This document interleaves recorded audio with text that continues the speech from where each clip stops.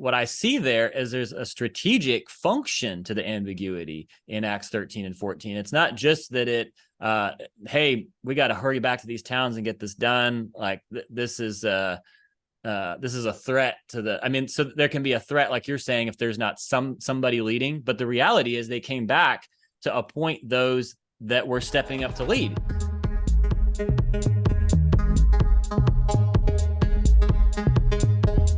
Welcome back to the H3X podcast, where I, Mark Gearing, together with your host, Dave Miller, explore the head, the heart, and the hands of the multiplying church and her leaders.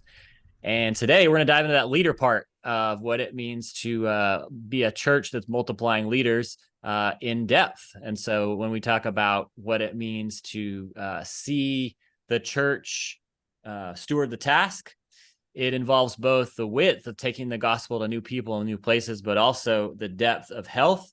And just because we're kind of pushing up against that here in New York City, I wanted to podcast with Dave on this topic of elders and how do we identify elders? How do they, maybe a better word would be emerge. I'm using this phrase right now, emerging elders. How do we see elders emerge in the midst of the ambiguity of a church start before it is fully established in church health? So can we dive into this, Dave?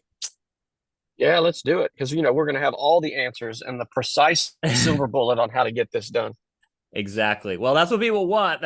Maybe that's actually the good place to start, is I think people usually want that on this topic, especially if you're going to lean towards that shepherding gifting. You want that, right? And so you're coming into listening to podcasts like this, like, oh, hopefully this is all going to work out and be really clear and systematized on the other side.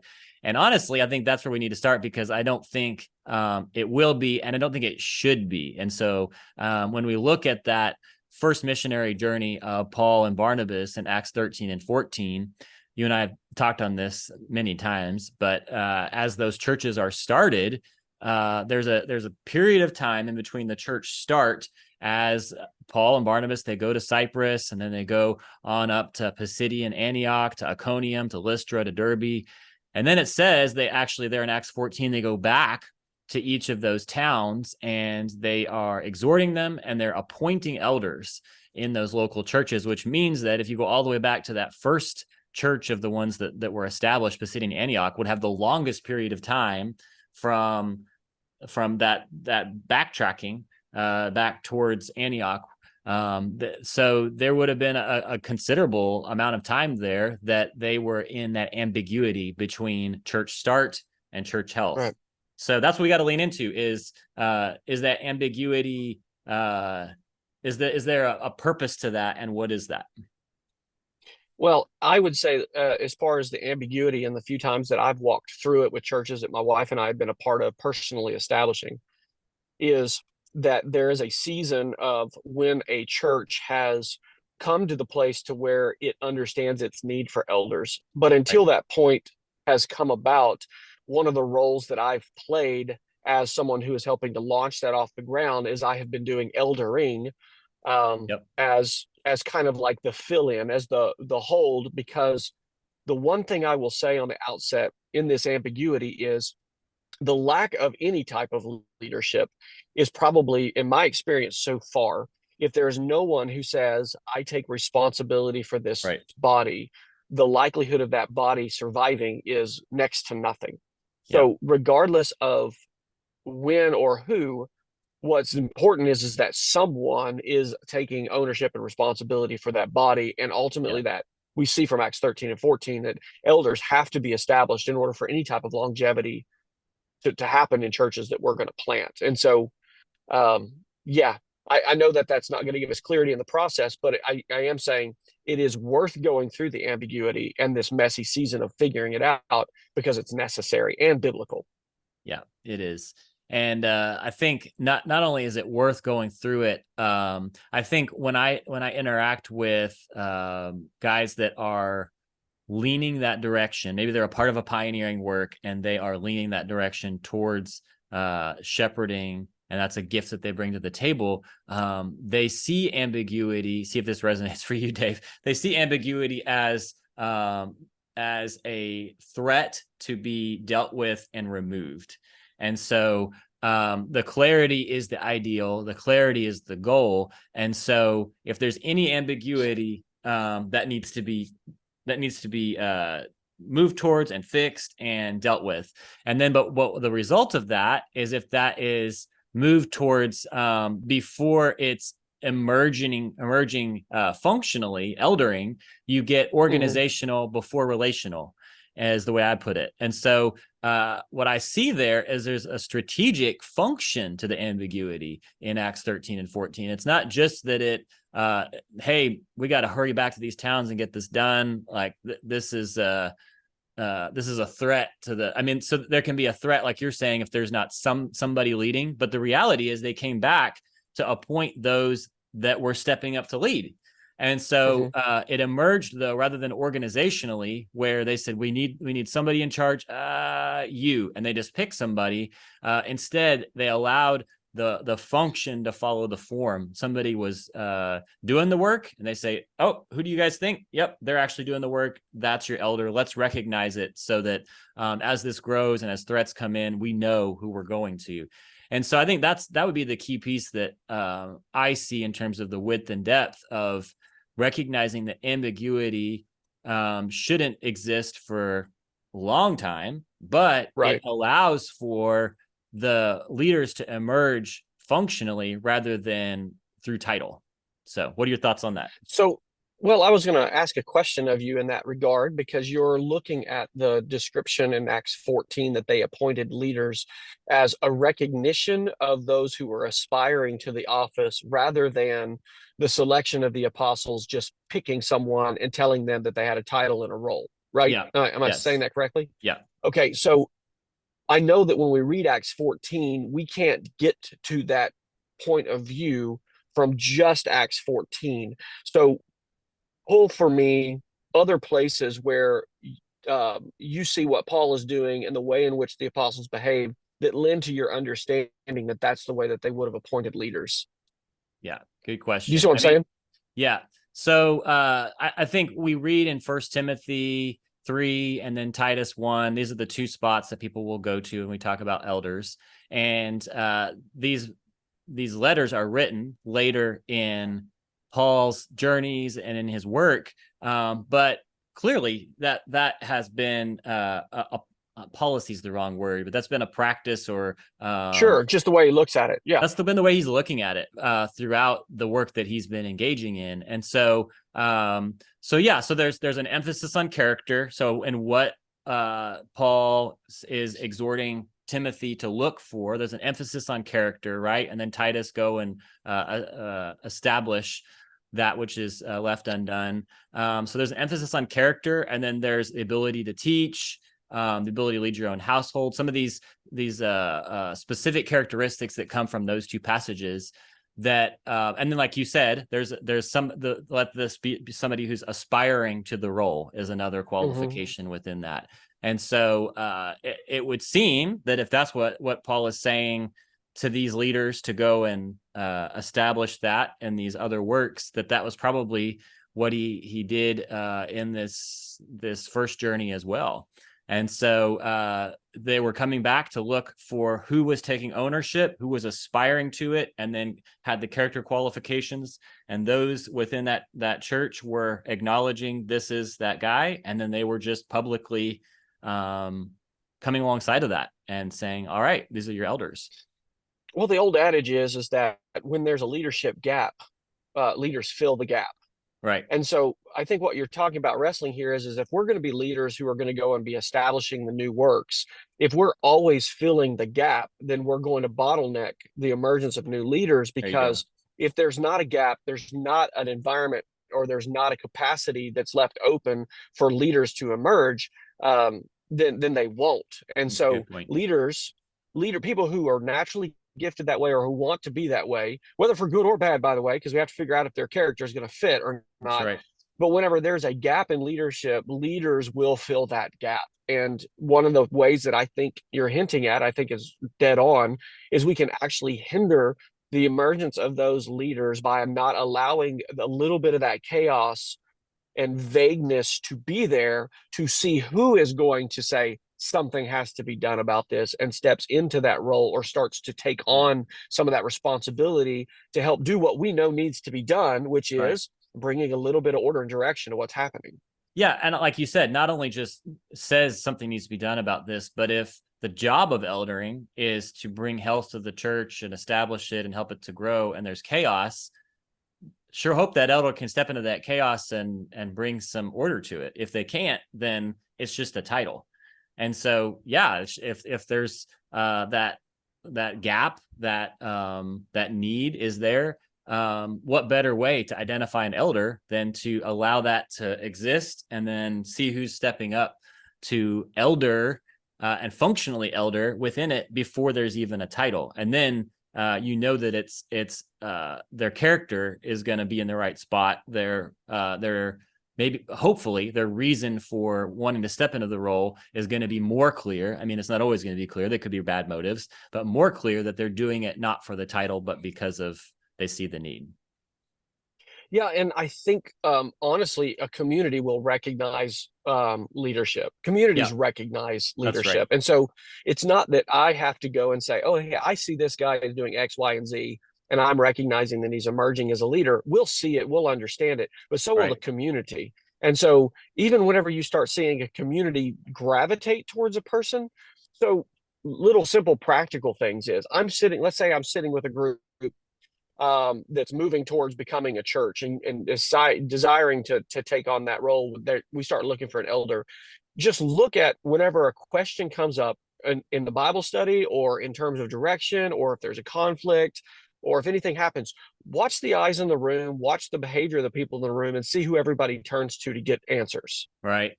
Yep. Or look to whoever watch the people's demeanor when someone speaks and whether or not their heads are shaking yes or they're given the eye roll, right? Because Right. you have the people who think that they're leaders whenever they talk and everybody's like and then you'll see the real leader will talk and everybody will clue in and say yeah or ask questions, and that will start to tell you who they're recognizing is the real shepherd leader. Because usually the relational versus organizational, that person has that influence and that leverage because he's probably already been shepherding them behind the scenes naturally anyway.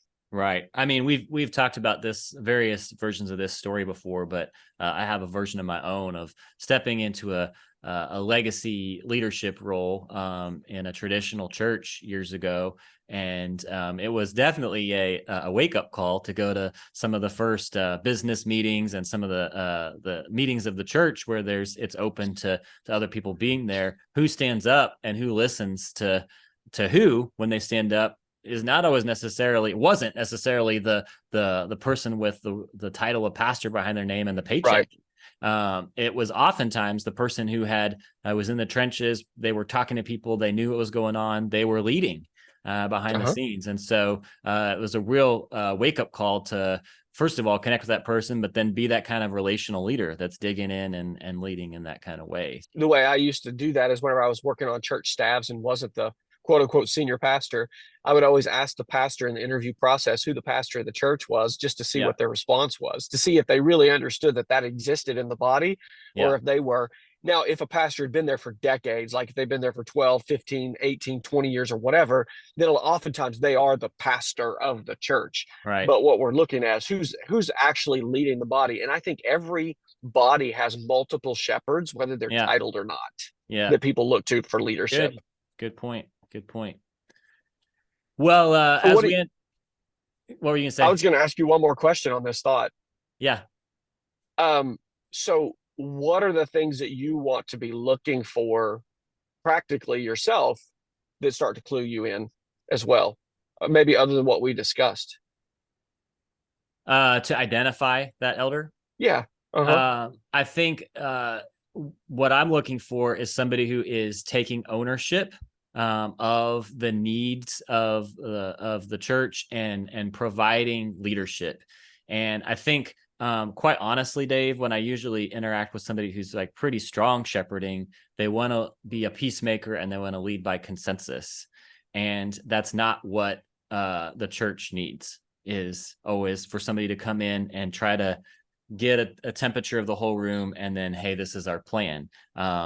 That will make everybody feel good, but you're not going anywhere. So what you need in elders is you need those that are going to have those character qualifications, but also apt to teach, and able to provide a plan that is, and again, this is not command and control. It's coming in and saying like, hey guys, here's a suggested plan based on where we are and where we need to go.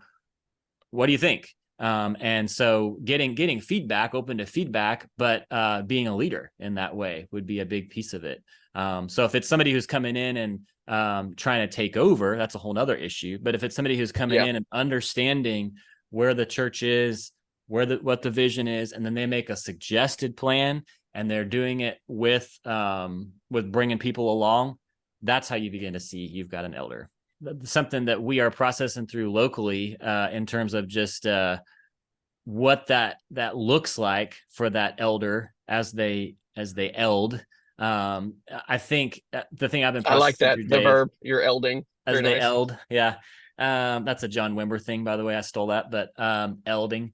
But Ephesians 4, there's these roles that Christ has released to the church, but it's for the equipping of the saints. And so what does it mean for a shepherd, for an elder to equip the saints? I certainly don't think it means that they're caring for everybody's needs. That's the fastest track to burnout for an eldering role. And it's also not empowering the church to own its own health. And so what we have begun to do in our context here in New York City, and we'll let you know how it goes, but there are three things that we're going after in the role of the elder. Number one, relational before organizational. And so the goal of that elder is to continue to point people towards relationships. That's the job of the shepherd, is the relationships. And if they've got issues, or if there's things that they want to see happen, rather than calling for a committee, rather than calling for a meeting, creating a spreadsheet, all that stuff, relationship. Have you approached that person? Have you initiated that relationally before organizationally? And then number two, we're initiating this quarterly goal setting where the church is able to assess its own health. And we have a tool that we use for that to allow the church. We use the church circle, and then we also use another tool, but saying red, yellow, green. How is our church doing on each of these practices within church? And then from that, what should be our goal over the next quarter of time? And then number three, the elder's role is to serve the church in 1 and 2.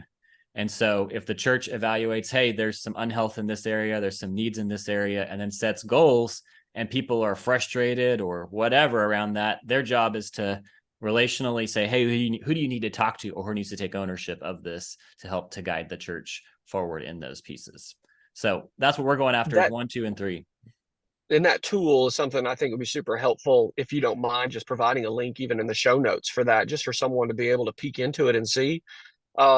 Because I think the value of that tool that you're talking about is not that it gives a massive theological education about each of the elements of the church waffle that we're seeing out of Acts 2.